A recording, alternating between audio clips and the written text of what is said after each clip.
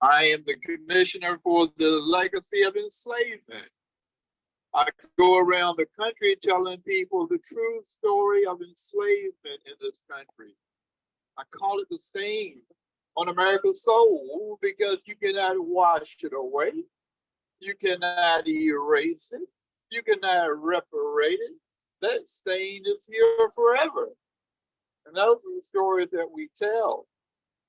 So when we go back to Jubilee Day, can you imagine the docks of Galveston, Texas, when a ship arrives and you see all these colored troops coming off the ship with their Union Army uniforms on and a rifle, and they started walking down the docks and the enslaved and bonded people on the deck, they look up and say, "This is Jubilation Day for me." And that's why a lot of people around the country call it Jubilation Day. But a lot of people also call it the African American Independence Day, because we do not recognize July 4th as our Independence Day. If you go back and you read the history of Frederick Douglass, who said, "What is the 4th of July to the Negro?" He tried to tell them that you're celebrating a false holiday, that the Independence Day was only a separation of the United States from Great Britain. It didn't free anybody. Your people stayed in human bondage for another 89 years. So what are you celebrating? So we're here at this historic property of Ellen Garrison. And let me just say a few words about Ellen. And you know the history. She is important for teaching the free Africans after the Civil War. And there's so many parallels to Concord and Virginia. We had a lady named Mary Peach. And again, Virginia's history, a lot of people don't know Virginia history. Mary Peach, in the late 1850s, were teaching people who were still held in bondage and those who were free how to read and write. And we know that was against the law. But in Virginia, we're a liberal state. They turned the other eye and didn't bother her, who was teaching the enslaved and free African Americans. She was teaching under a tree, an oak tree. If you know Virginia's history, you know there is a Hampton University, one of the greatest HBCUs in the United States. And on their campus, they've got an oak tree that's over 400 years old. They call it the Emancipation Oak, because on January 1st, 1863, the Emancipation Proclamation was the first reading of the Emancipation Proclamation in Virginia. So there's a lot of history that we have in Virginia. So let me go back and just maybe look at a couple of parallels in history that we can talk about. We can talk about 1607, the arrival of the first English settlers in what we call English North America.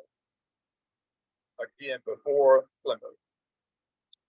When the settlers arrived, they arrived in the land of the Algonquin indigenous people.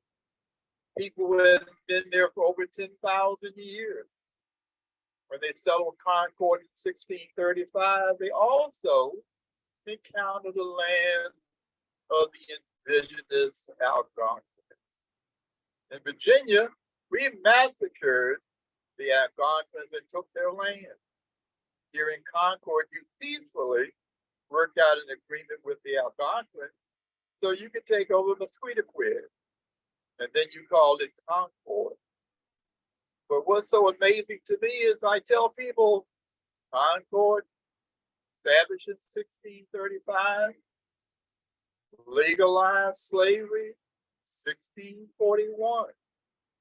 So what happened between 1635 and 1641 to have the brown and black people legally indentured or legalized slavery? Question I don't know. Maybe you know the answer to that. So there's a lot of history in Concord, a lot of history in Virginia that parallels each other. Maybe we need these sister cities. Maybe that's something we can work on down the road because our histories are similar. One of the things I've been talking about over the last couple of days is that we as a people, we need to learn to live together. We need to be the United States of America. I talk to people when I go around the world and I tell people there are a lot of people who don't want to teach African American history. There are some people who are ashamed, embarrassed of what happened or what their ancestors did. And my comment to them was, they asked me, well, what can I do? Can I give you an apology? I said, no. Acknowledge history. And let's move forward to make this society a better place. I tell people, don't be ashamed of your heritage. You had nothing to do with that. Don't apologize for what your ancestors did because you didn't do it. Let's move forward. So whenever I speak, I never speak about shame and blame. I tell the facts, and then I want you to interpret what those facts are and what it means to you and how we can move forward as a people. We can't change yesterday. We can't change what happened 400 years ago, but we can impact tomorrow and the future generation by what we're doing today, coming together as people, talking about issues, trying to resolve those issues together and not separately. So let me close with some information about some of your namesakes. So let me go back to 1849. Henry David Thoreau wrote a novel called Civil Disobedience. His thesis was why men obey governmental law even when they believe it to be unjust. Now, people will tell you slavery was legal. But so why did they obey a law that they thought was unjust? I can tell you in Virginia, we have a complicated history with African American history. In Virginia, we did not have chattel slaves. In Virginia, when the first enslaved Africans arrived in 1619, most of them were free by 1635, something that you've never heard of before. Our enslaved Africans were not enslaved for life. 1635, Isabella and Anthony gained their freedom. They had a baby boy named William, first African child born in English North America.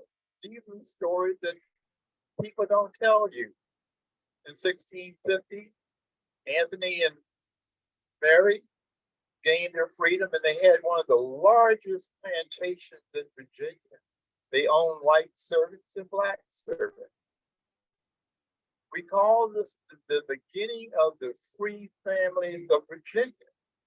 This was also happening in Maryland and North Carolina. So when you talk about the free families of Virginia and North Carolina, it happens because chattel slavery had not evolved. Slavery in Virginia was not adopted until 1661.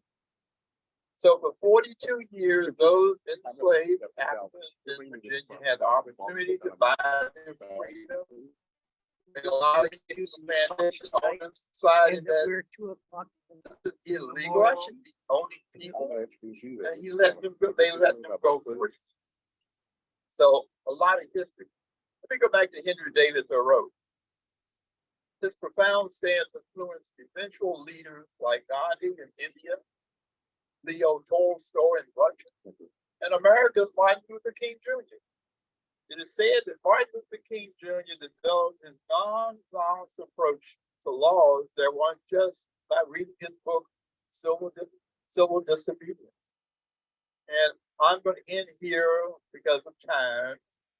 I will be speaking again later on tonight at 7 o'clock At the wheelhouse. the wheelhouse, where I'll be talking about laws that stop us from teaching African American history. Do we go back and ban civil disobedience because people don't like this position? Or why are we banning books like Uncle Tom's Cabin? Why are we banning books like The Queer Eye? If you read The Queer Eye, are you going to become queer?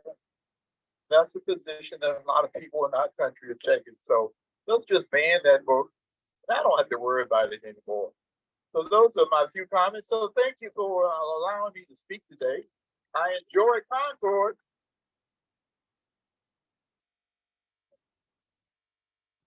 Sorry about that. Hi, thank you so much.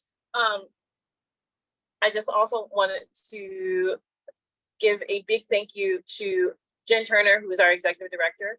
She is part of helping plan this, as well as Joe Palomo, who is somewhere around here. I'm probably hiding. Oh, there you are. You're hiding. There we go. So I could not do this without the two of them. Every single day I say that. I am so grateful to have these two people in my life, and they are an example and an important part of the Robbins House maintaining who we are. And it's an example of how you can use what you're great at to make sure other communities that don't have a voice can get heard. So just a round of applause for the two of them again.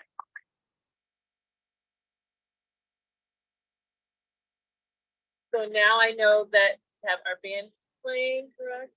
Some more music maybe? Yeah. I'm gonna stop this right here. If you have any questions or you want to go into the house, you haven't had a time to come into the house, feel free to do that. Just take a quick tour. Your seats are there. You can do that.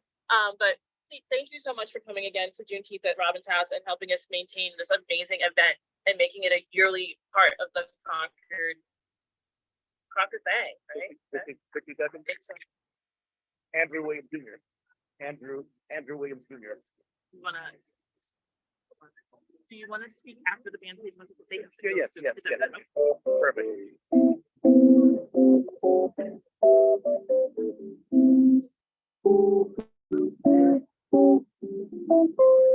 Three bands today playing, so I gotta get them going. No worries. Take care of that. I'll be here all day. Awesome. All right.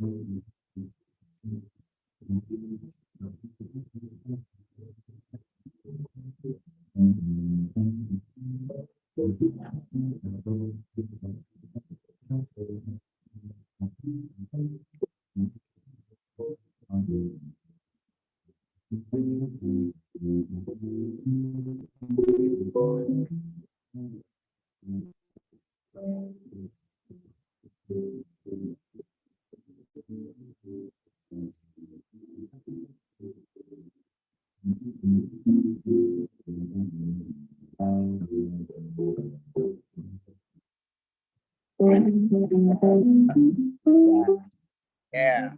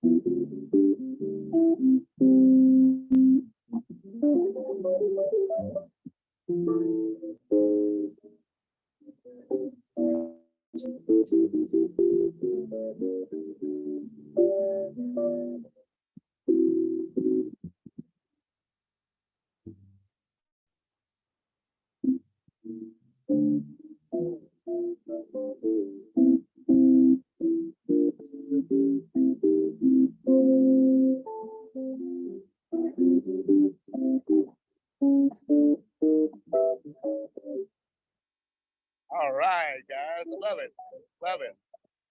Thank you, thank you.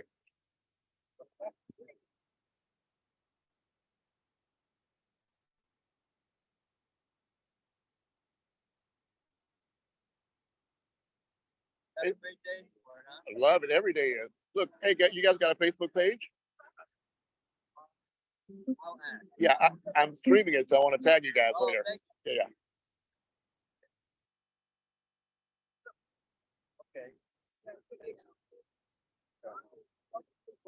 yeah. Well, I'm streaming you there.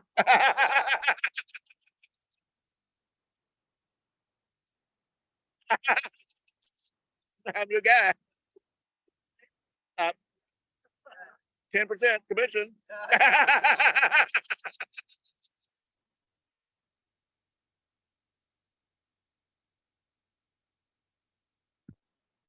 Handle it. Handle it.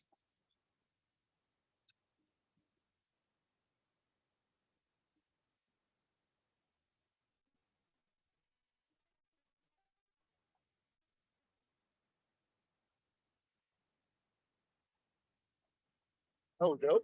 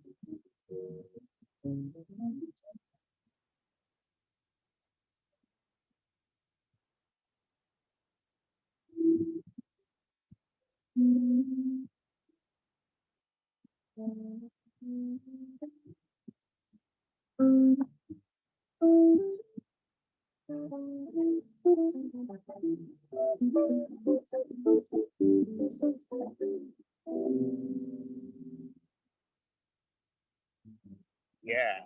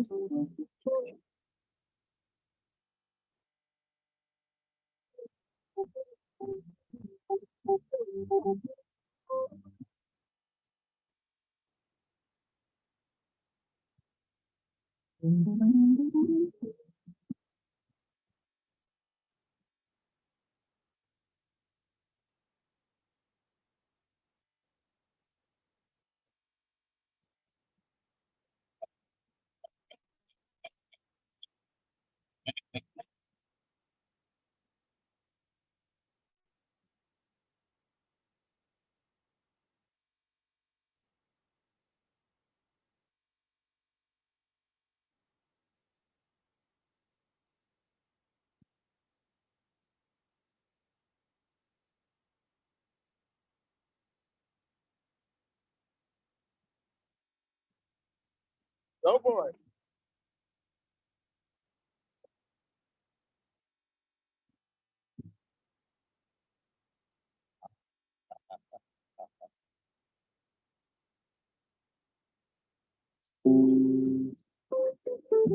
Yeah.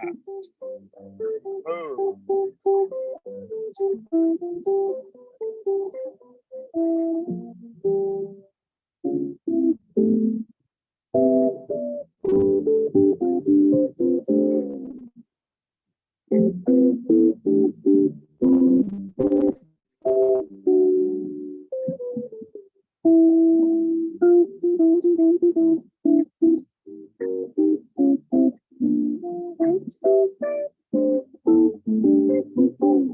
Yay!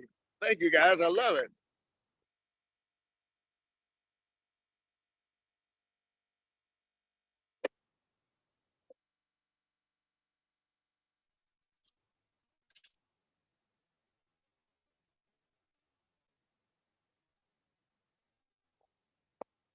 Hey, James. James, how's it going? All right now.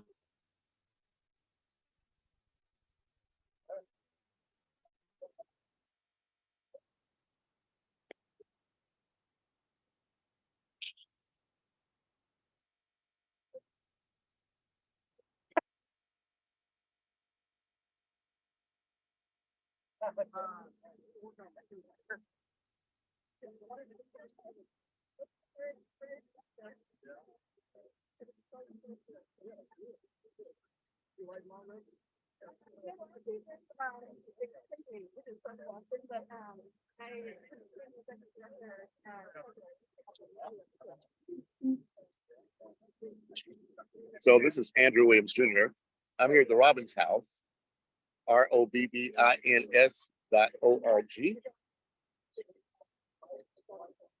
And that's Robbins House. You'll find it on my Facebook page as well. But we're here today on Juneteenth. The city of Concord just officially raised the Juneteenth flag here. It's the first time ever that another flag has been raised next to Old Glory. So this is an historic day. The city of Concord is recognizing this Juneteenth as the first day of many that will be celebrated here honoring African Americans. This book called Black Walden tells about the history of Walden Pond and the area that Henry David Thoreau made very famous, but only after that same land had been settled by blacks before. So please get this book, Black Walden. Thank you very much. Oh, Ellen Granger, this is her house. Ellen Garrett, I should say. She's a member of the family that was raised here, but they now want to change the school name from Middlesex to Ellen Granger. So it's important that Stand Up for Ellen. She actually preceded Rosa Parks by 100 years. In that it was in a train station in Baltimore that she and her mom refused to give their seats up in the segregated part of the area in 1866. So this was actually predating the work that Rosa Parks had done much later. But Ellen stood up for her rights. So now I'm asking everyone I know to stand up for Ellen. Band's about to play again. Andrew Williams Jr. with another conversation. Andrew Williams Jr. A Concordian conversation. You can reach me at andrew@andrewnetworks.com. Very simple.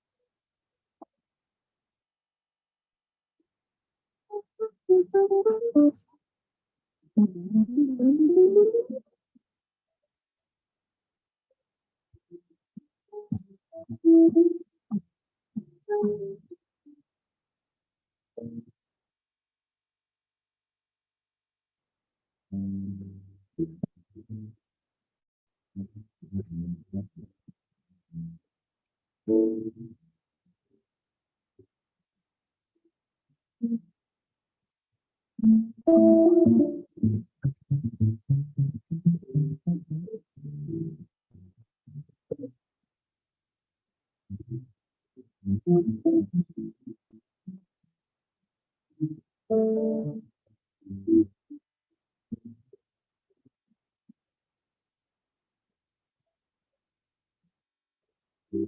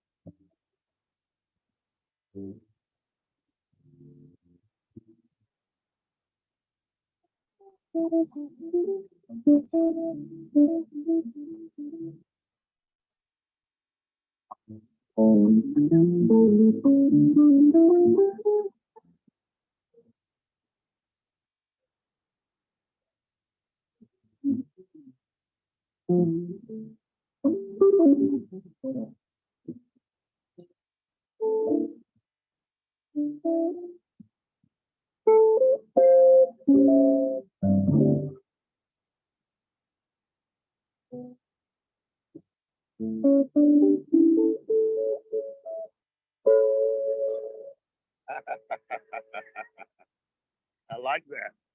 That was great, guys.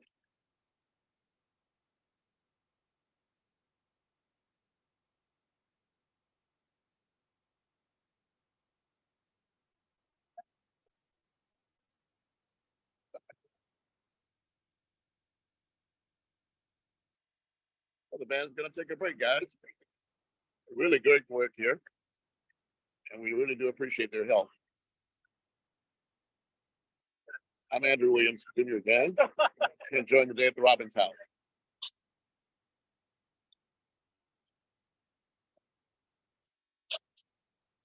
Thank you very much for joining us.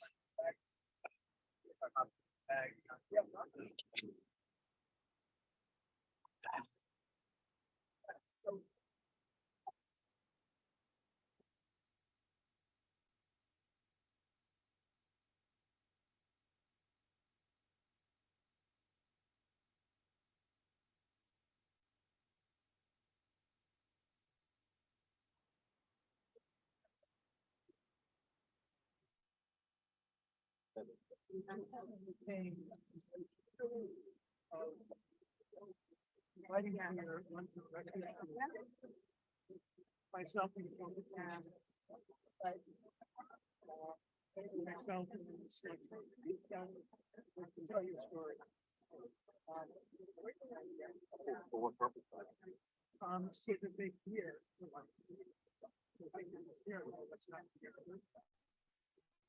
You know what's interesting is the point you're making, which we talked about.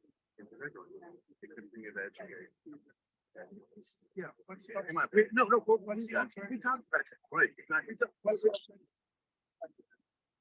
Because I know the police, So do I. I know the selectmen. Yeah, if they were, here in the right way, it would make a difference. How much of a difference? I don't know, but I know it makes a difference. That's why I suggest.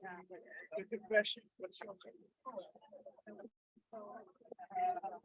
The alternative is for the white America to figure out what they need to do. I mean, you can't keep.